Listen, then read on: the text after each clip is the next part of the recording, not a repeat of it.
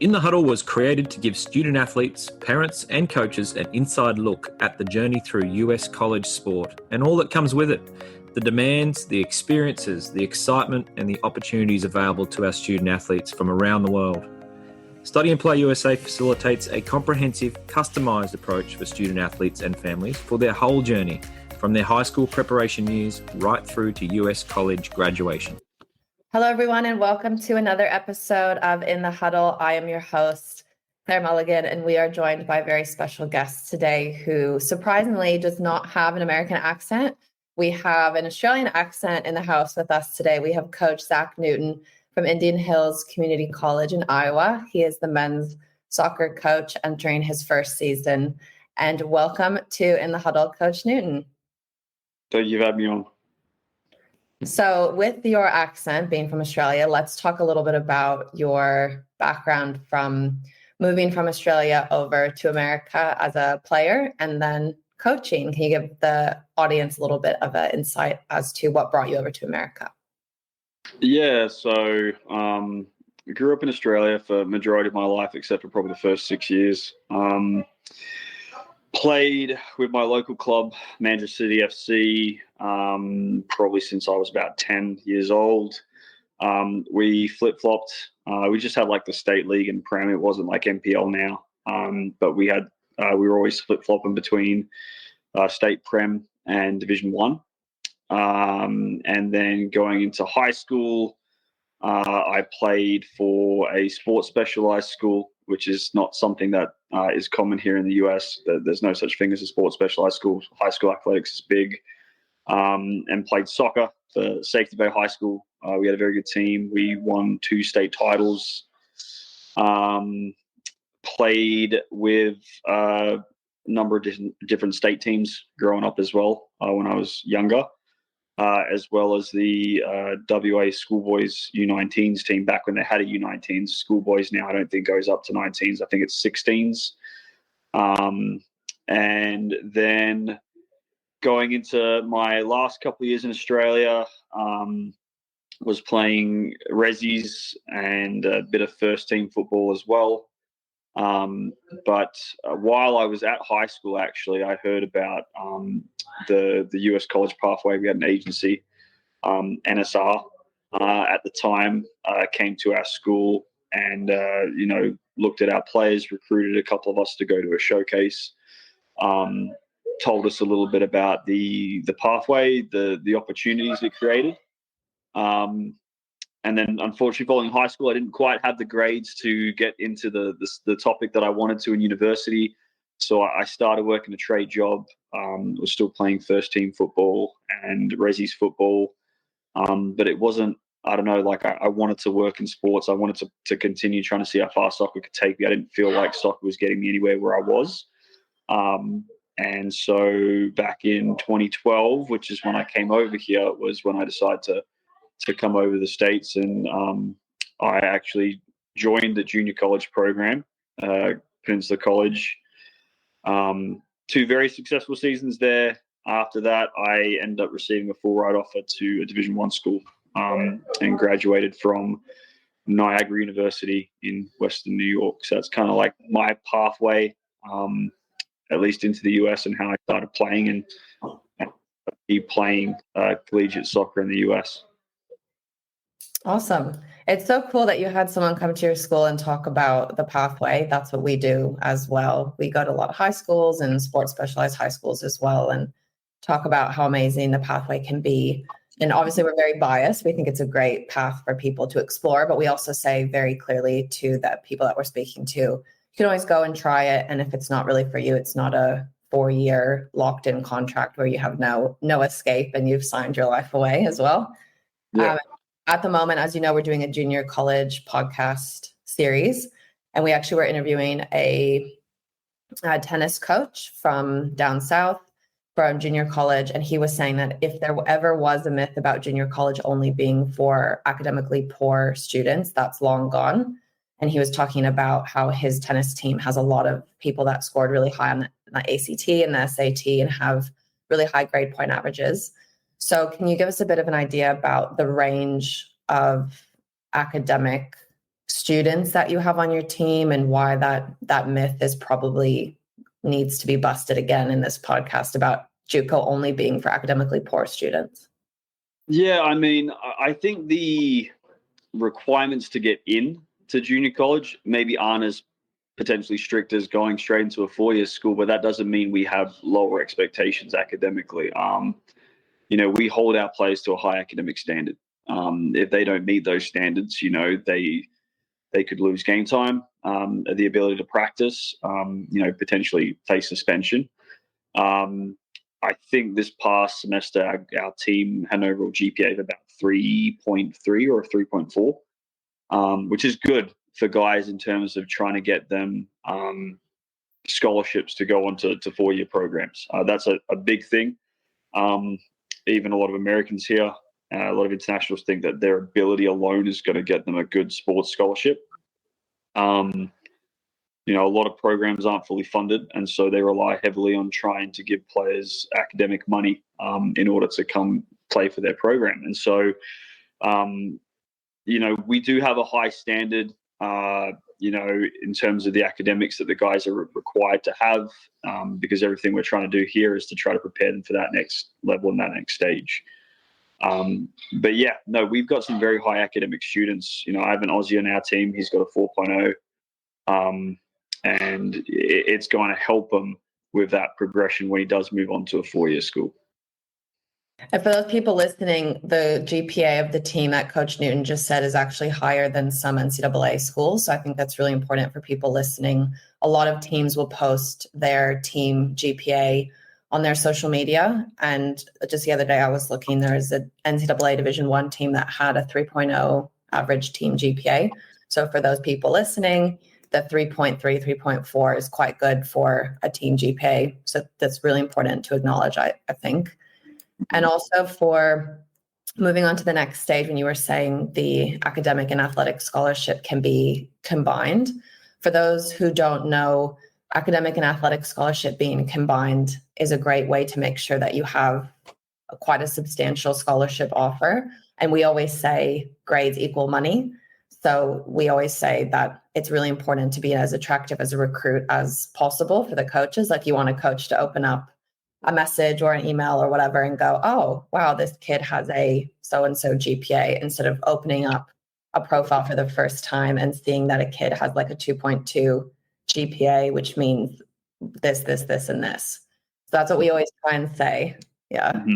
I think to add to that as well, like the year that I came out of junior college, we had the best forward in the country. He set our season goal scoring record. He set the career goal scoring record. The kid from Nevada, and he was probably the only kid that didn't move on because his GPA was low. And there was players such as myself and a couple others that were getting a lot of offers. We definitely were nowhere near as special or as talented as this kid, but we were able to get, an extra 10, 20, 30, $35,000, $40,000 academic because of our grades. So, and for me, having been in that situation as well, because I've coached at the 4-year level as well.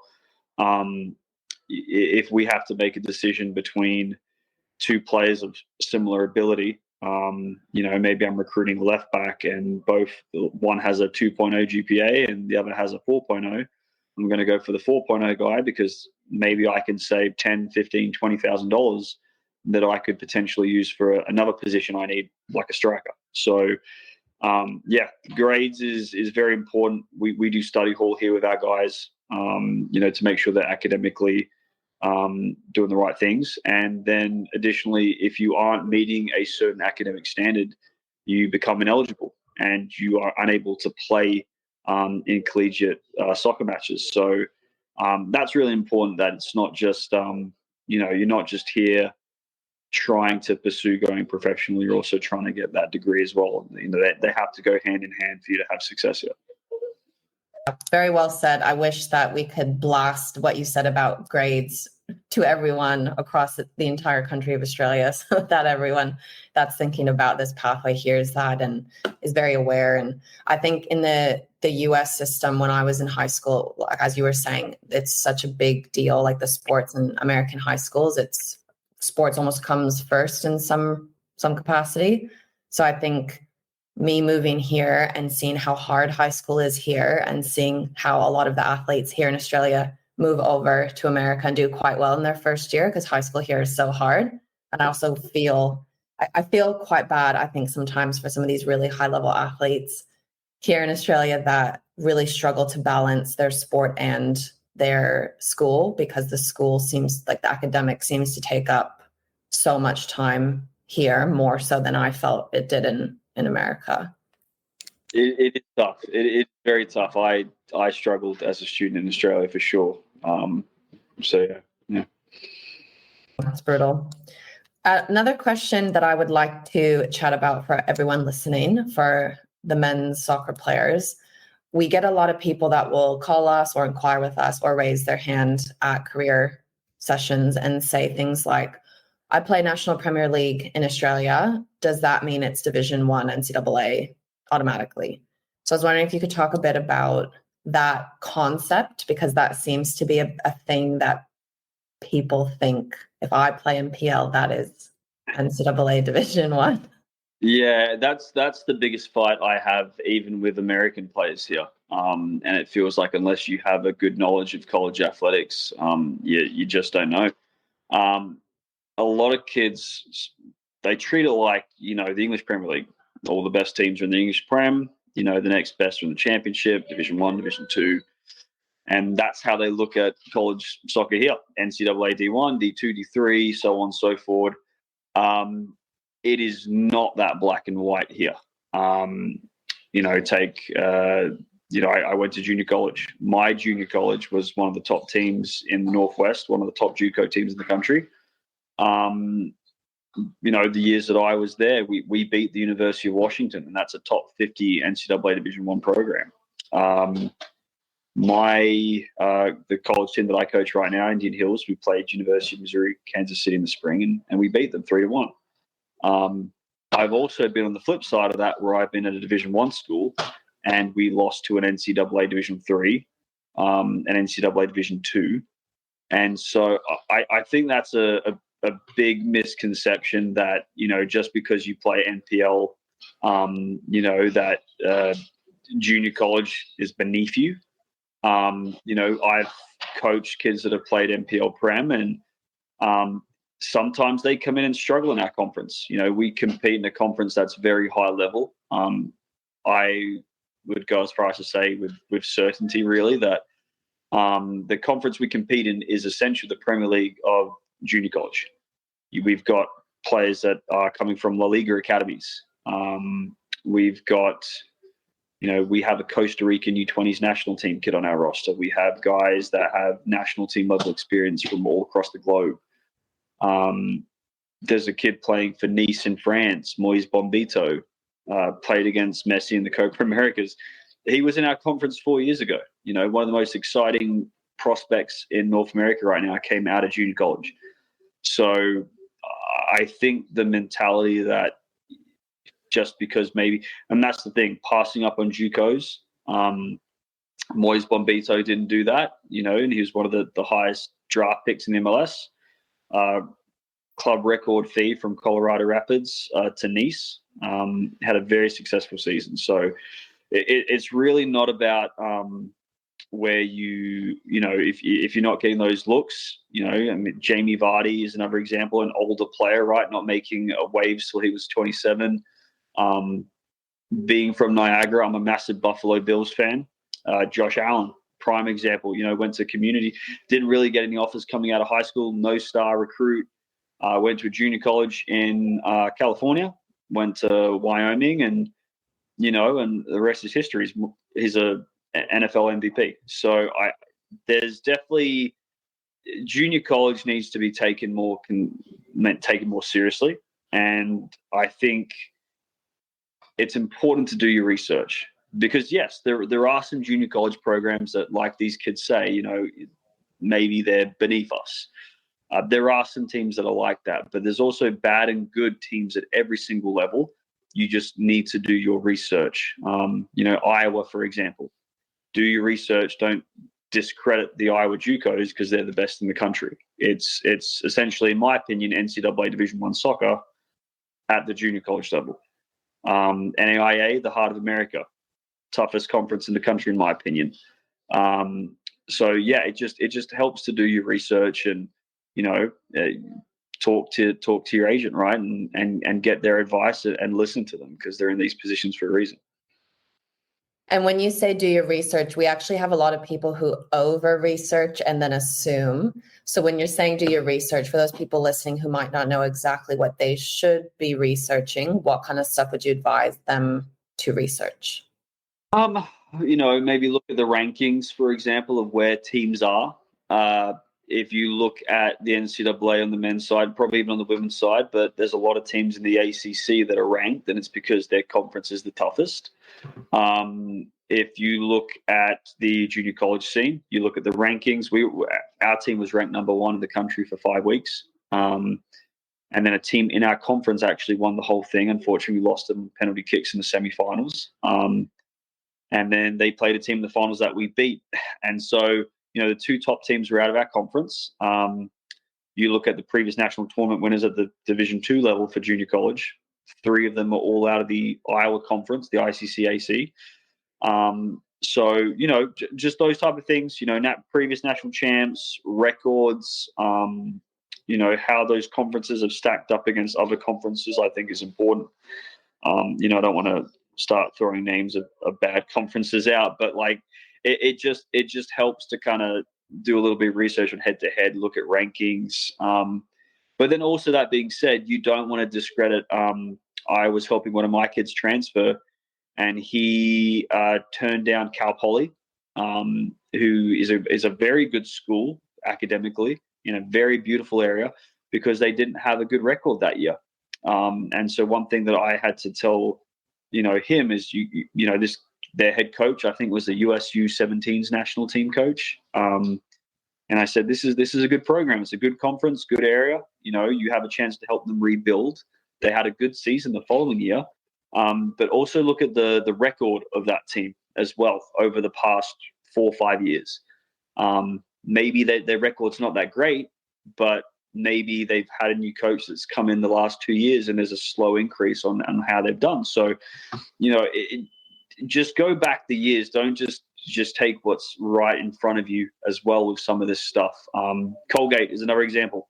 I think had a season where they were like 0-18, and then the next season there was a massive turnaround, and Colgate's had a good team in the past. So don't discredit any school just based on maybe what's right in front of you with that one schedule. Do a little bit of research, look back a couple of years, check out the coach, check out their record. What's the background of the coach? Where have they come from? What have they done in the past? For example, even not to give myself credit, but I've only been at Indian Hills for a year, and so some people might not look at that and be like, "Oh, he's an inexperienced coach." Well, I've been at the national tournament before, so just looking at coaches and their resume as well as helpful. Conference and then previous seasons as well is also really helpful. I really like how you answered that question, because we get people that say to us, I don't want to go to a losing team. I don't want to go somewhere that has a losing record.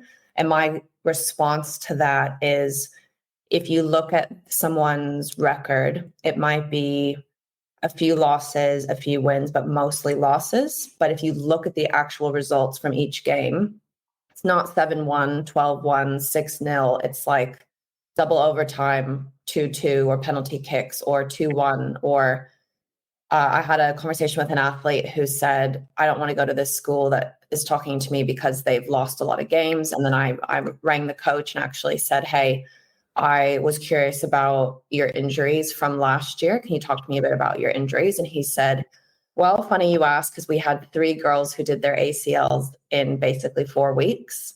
And those were 3 of our strongest players. So then I rang my athlete that I was working with back and said, hey, this is really important to realize that like a team can just change so quickly. And that's what you were saying. It's important not to look straight at the roster and the record and be like, oh, I'm going to discredit even talking to this school?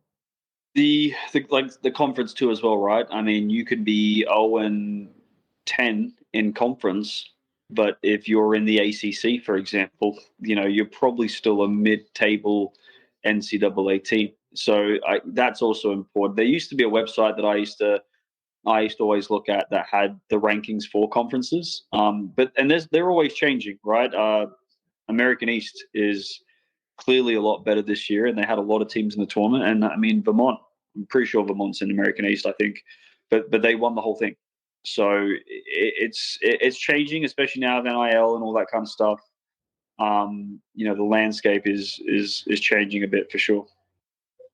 Yeah, it's actually pretty hard to keep up, I would say, for the regular athlete who's looking to go through this process. If a lot of people say to us, oh, what's this mean? What's this mean? What's this mean? Like that, some of the court cases going on and the lawsuits and stuff. It's really interesting to keep up with all of that. But something else that I wanted to chat about is I think some people that are looking to play college soccer in America that are Australian, I think some athletes forget or don't know who they're actually competing against for roster spots. So you mentioned the under 20 Costa Rican guy. And I know that people in our recruitment industry across the globe are sending coaches, athletes from literally every part of the world. So you have the powerhouse countries that play soccer that are quite good. And then you're also getting coaches, getting athletes from Australia, athletes from America. But I wanted to talk a bit about if you could give a men's soccer player in high school here in Australia some context of who they're, I guess, quote unquote, competing against for potential roster spots, that might be helpful for people listening. Yeah, Oberliga, kids out of Germany, so very, very high level in Germany. On our team right now, we've got about 3 or 4 players that have Division de Honors experience, which is the highest youth level in Spain. We've got a kid coming in from France that's playing National League. We've got 2 Moroccan U20 national team kids coming in. Fabi's a great example. Costa Rican U20s national team kid. The kid was going to get a full to go to Boston College. Very good ACC school. His English is the only reason why he's with us and not there right now. Let's see who else. One of my captains, Bailey, Barbados senior national team. We've got a NPL Victoria first team goalkeeper coming in. He's about 23. I think he's 23, 6'7", massive guy. Celta Vigo forward. We got transfers. That's another thing. You're also competing with transfers. You might be a freshman, but the landscape is changing a lot. Coaches are going more for experience. I could see a good 10 that I like, for example, in Australia, one of your student athletes that you're trying to get over here. Why would I take that kid over the NJCAA Division III Player of the Year, for example? He's a proven player. We have the NJCAA Division III Player of the Year coming into our program. So it's the standard of some of these players is something that I think Australian players need to consider. I love being Australian. I love Australia, but Australia and the league is not better than Spain. It's not better than Germany. It's not better than Brazil. It's not better than France, England, and the US pathways is very, very global. So you are competing a lot of players that you might be a star in your team that are similar to you. You're a big fish in a small pond, and then you come over here and everyone's a big fish swimming in the ocean. So I think it's very important when players do come over here is they do their best to adapt quickly. They've got to be resilient because when I first came over here, I thought I was fit. And I struggled. I struggled to start my first year, but I felt that I was a pretty resilient player, and that kept me pushing and motivating when some of my teammates just gave up and went home. But it was a good decision for me, and it really helped my soccer career. So, yeah, like the standard is good. I'm trying to get more Aussies to come over here because the standard and the quality of play here is good. I think you bring the youth teams over here from the MLS teams, and they would, in my opinion, beat a lot of teams. I could take my college program, I feel, over to Australia, and we'd beat a lot of NPL first teams for sure. So it's a really, really good standard. I think that was a great way to answer that question. And I feel like we could end the podcast right there, because that's a huge thing of what I want people to understand. And that's a conversation that I seem to have a lot each week with soccer players about, but it's really good to hear it from you as well. And I'm assuming that your experience with the junior college, like needing to be resilient and maybe not starting as much in your first year, that probably has helped you to become a coach that can really assist people that are dealing with that as well. Yeah. I know exactly what my players are going through when they come here. I try to do my best to help them get integrated. For some of it's trying to help them humble themselves. Because they are, some of them come over here a little bit arrogant in terms of their ability, and just understanding that, a lot of players are coming over from places that are very political, and it depends on, coaches really do prioritize good habits here in the US. I've had players over here that have been turned down by good 4-year programs based on a reaction in a game, or like trying to start a fight or something silly that just could have been prevented. Grades, behavior, things like that. So that's been a struggle for one of my centre backs. I've probably got one of the best centre backs in the country. He was a Division 1 bounce back. So Division 1 bounce back means he was playing at a Division 1 and he came to us. And the rumor around the mill was that he was a bit of a butthead in terms of his attitude. So he was being overlooked by a lot of very good programs because of his mindset and his behavior. So that's another good thing about JUCO, is we can help them grow and develop, because when they do go on to 4-year programs, they are playing, teenagers and men that are very, very mature. So they need to be able to adapt to that play and that physicality and that level. Yeah, for sure. And that's what I think everyone listening needs to understand, is that nothing is beneath them, and you're not too good for anything. That's my opinion. I don't think any athlete's too good for anything. I think every single athletic or academic experience can really help people grow. And yeah, so I think that's really important. With the recruitment process for someone who might be listening, who's like, oh, I don't really know what to do. I'm doing this pathway on my own. I'm not getting a lot of interest from coaches, not quite sure what I should be doing next to get more interest, or not sure what my highlight video should look like or change to get more interest. So if this was a high school Australian athlete, men's soccer player, thinking about this and wondering these questions, the exposure part comes up a lot, of how do you get exposure for the college system. And we talk about junior college being really, really great for exposure, but we also talk about, if you're not able to make it over to the US, some coaches won't recruit you if they've never seen you play live. So can you talk a bit about how that mindset is the way for some coaches in the NCAA as well? Yeah, I don't think a coach really needs.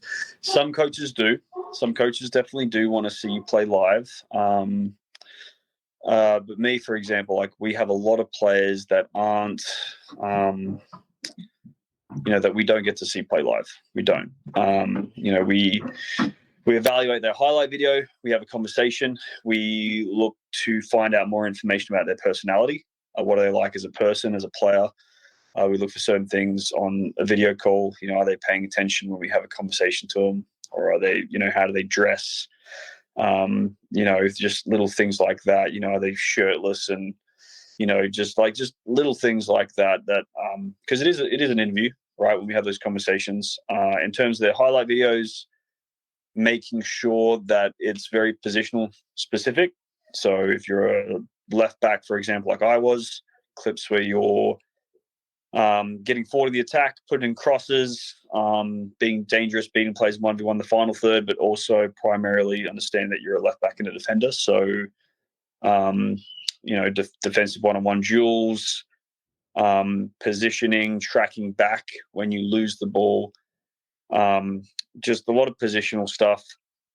You don't need to make a highlight video 12, 15 minutes, in my opinion. I think the more that you add, it makes certain bits less attractive.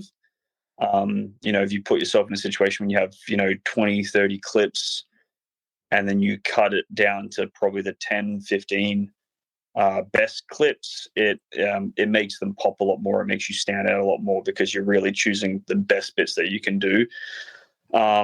Make sure you include things like your GPA, contact details in the video. I think it's helpful. I've seen a lot of videos on YouTube from players that I have no way to contact them. I can subscribe to their YouTube channel and that's it. I don't have an email address. I don't have a phone number. So I can't reach out to them that way. And then if we like what we see based on the call, based on the highlight video, unlike other programs, there are programs that work on enrollments. They're just looking to bring in as many players as they can. We're not one of those programs. We want to make sure we can bring in the right players. And so if I'm looking at 10 strikers, for example, I want to make sure I pick the best ones. So then we look at full game film, so we can see the full picture in terms of what are your habits when you lose the ball. For example, for a 9, are you lazy when defending? Are you pressing? Are you trying to win the ball back in the final third? Are you organized defensively, not just all the attacking stuff as well? What's your attitude in the game? Are you trying to start fights with players in the field? Are you being disrespectful? Are you being rude to teammates, or are you encouraging? Are you working hard? Are you doing those things? So those are some of the things that we at least look for when it comes to looking at players. We try to get out to as many games as we can, but obviously we have budgets to stick to, so we can't, we don't have the budget to fly to Australia every 2-3 months. It's out of the question. So we have to rely on film, video, highlights. Yeah, that's good. Something that I say to athletes that seems to be an issue is defensive footage across the board with lots and lots of positions. I noticed that when we get clips or highlight videos made for us, like for our company, when people are trying to see if they can work with us, lots and lots of times the defensive elements of their video is missing. And I think that it's something really important for people listening to remember, that they need to try and show every facet of their game, and not just goals, not just penalty kicks, not just passes that are 5 meters apart that anyone could do at any skill level, but trying to make sure that you're really showing yourself off with every single thing that you probably need to do in a highlight video. And I actually had a coach say to me once, if an athlete is not including a skill that we need to see, we assume correctly or incorrectly that they can't do it. So if they're not showing any aerial control at all at any point in their video, we are going to assume correctly or incorrectly that their aerial control is not good. So what are your thoughts on that statement? I think showing just the basics of your position is important. I think, to your point, like a forward, if I'm an outside back, and you're a forward, and you're trying to get video of a forward, long ball in behind, good first touch in behind to set up the shot to shoot. You need to be able to show some of those skills. Positioning in the box. I think those are all very, very crucial, that you can show those skills. We're recruiting a left back, and it's a very common perception that outside backs typically aren't good on their weak foot. And in his second clip, he cuts inside and plays a through ball with his right. He's a left back. And so that for me was, okay, awesome, because that was something that our Japanese right back, we moved him to left back in our semi-finals game, he struggled with. They knew he was going to go onto his right foot because he struggled with his left. And so being able to show those, I think, can really add a lot more value to you as a player. Being able to show that you can shoot with multiple feet. I also think the speed of the game that you're playing at. I've had a lot of, for example, Brazilians that send a lot of skill videos in, and they're doing rainbows and flicks against guys that can't even, kick a ball. And that for me is, as a coach, we're a high level program, so we want to see a high level game. So the level of competition that you're playing at, a kick around in the park, doesn't really, satisfy us when it comes to recruitment. So, making sure that it's a high level game, or even a game that you didn't necessarily win, but you can see that it's a high level game against an opposition that you struggled against. It also doesn't show us much if you send us clips or a game where you beat a team 10-0. We want to see how you play under pressure and those type of things. So, we learn a lot more from those games, I feel, as coaches, than maybe a game that you necessarily always just dominate sometimes. Well said. The other question that I have for someone who's listening to this podcast and thinking about, okay, I'm quite keen on talking to Coach Noon at Indian Hills. I'm a soccer player from Darwin, for example. How do I get Coach Newton's attention? And if I do get his attention and he does like what he sees, what should I be prepared for in my chat with him? So then my segue question for that for you, Coach Newton, is there like a red flag for you when you're recruiting someone in a call, like a video call, or a green flag, or things that you've experienced that you were like, oh my gosh, I cannot believe that this athlete was trying to get recruited by me and did this? A kid sent me an email,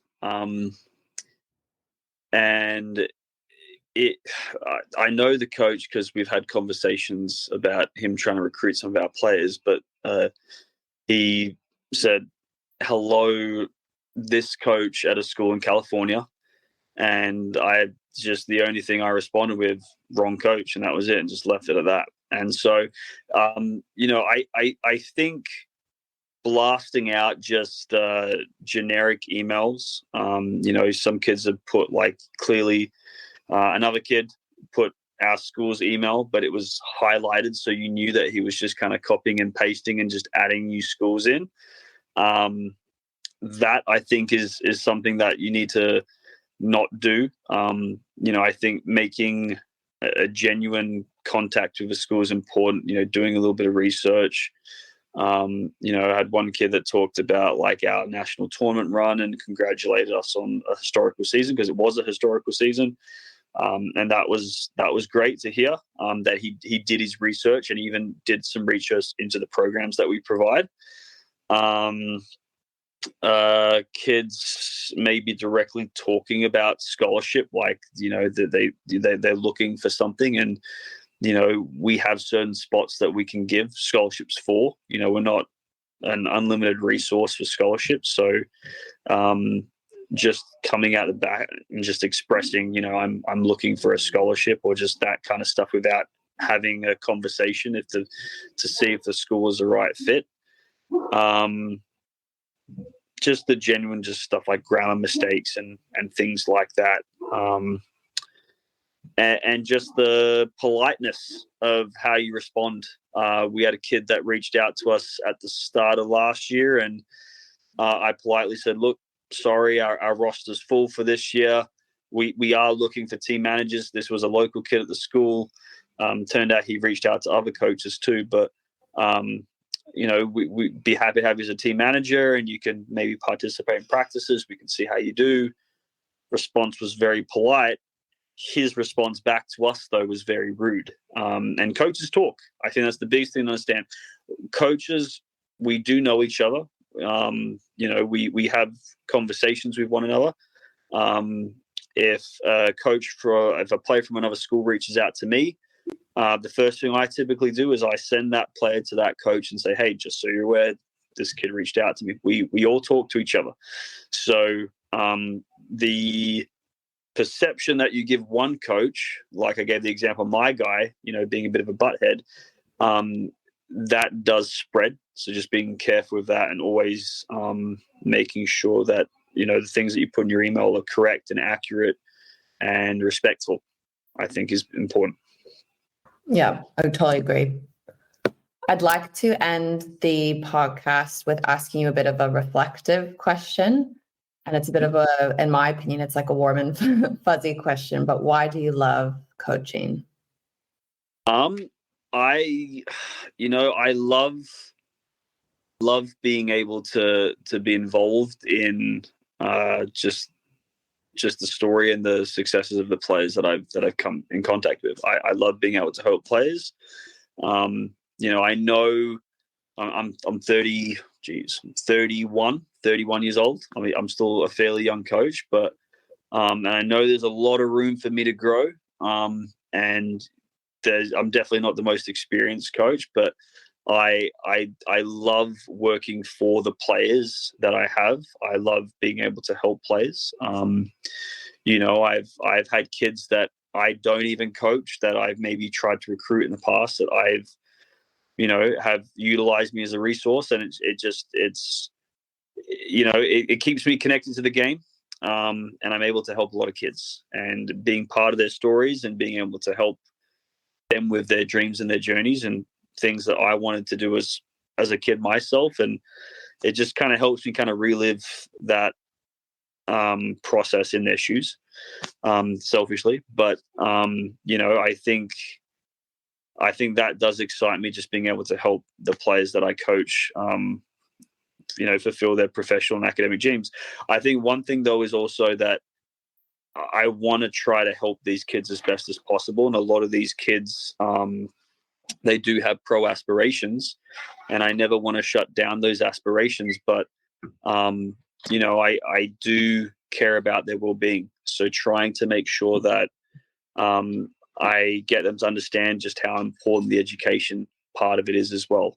I don't want just to have players that I coach become professional athletes, but I want to help create respectful, educated men. And I think that's another part of why I really enjoy being a coach and enjoying what I do. So it's a fun job, and we probably don't get paid as much as other professions, but I could not, to be honest, see myself in any other position. So yeah. Amazing.